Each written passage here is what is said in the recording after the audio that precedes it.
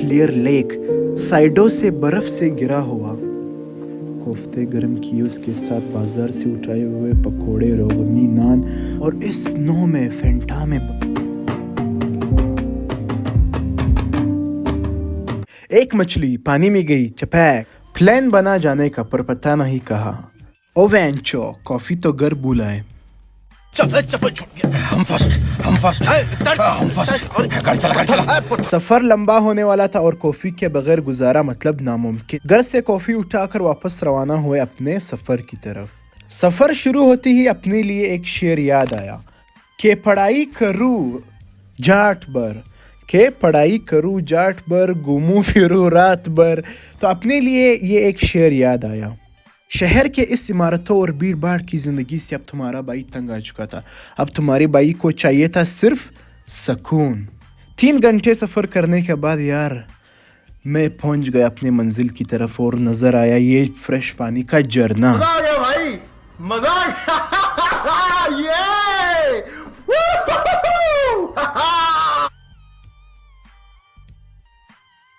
थोड़ा आगे जाते ही यार मैंने देखे येलो आयरन के पहाड़ और कोल के पहाड़।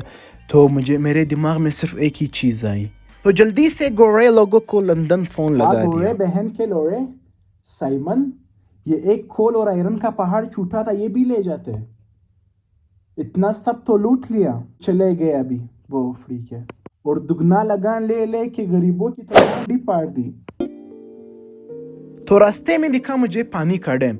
अबे अकल के अंधे, कभी चाय का डैम तुमने देखा है? आता ही तो है पानी का डैम। खैर, तो पानी को देखते ही यार मेरे मन में एक ही चीज चल रही थी। एक मछली पानी में गई, चपैक। 2 मछली पानी में गई, चपैक करने का मन कर रहा था।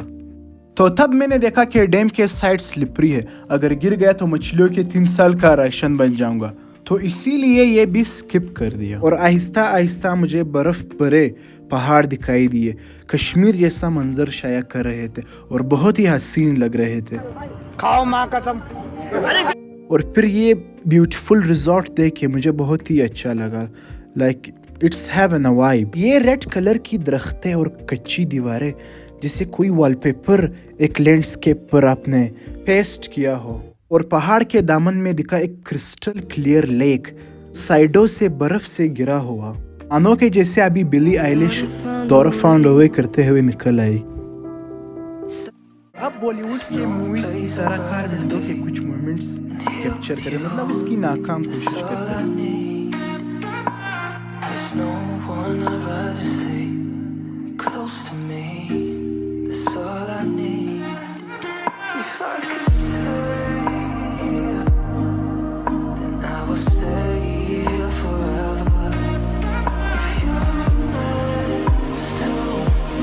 अब पहुंचे इस जगह के एक छोटे से खूबसूरत बाजार की तरफ और उठाया कुछ सामान, और अब हम पहुंच गए अपने मंजिल की तरफ।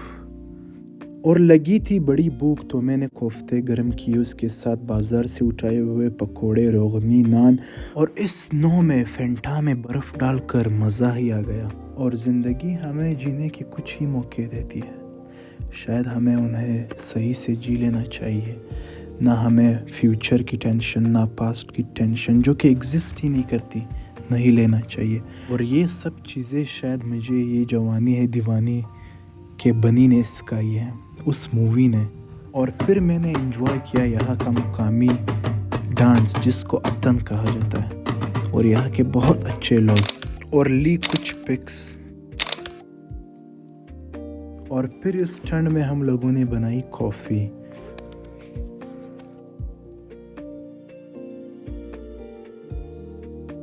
अब हो गई थी बहुत शाम, लेकिन बाइक की डेडिकेशन देख रहे हो, कैमरा अभी तक हाथ से नहीं छूटा। बिल्कुल शाम हो गई है और पिक्सल भी ड्रॉप हो रहे हैं। और अब हो गई थी बिल्कुल शाम, शायद 10 बजे थे, लेकिन इतना सुकून शायद मैं आपको ना समझा सकूं।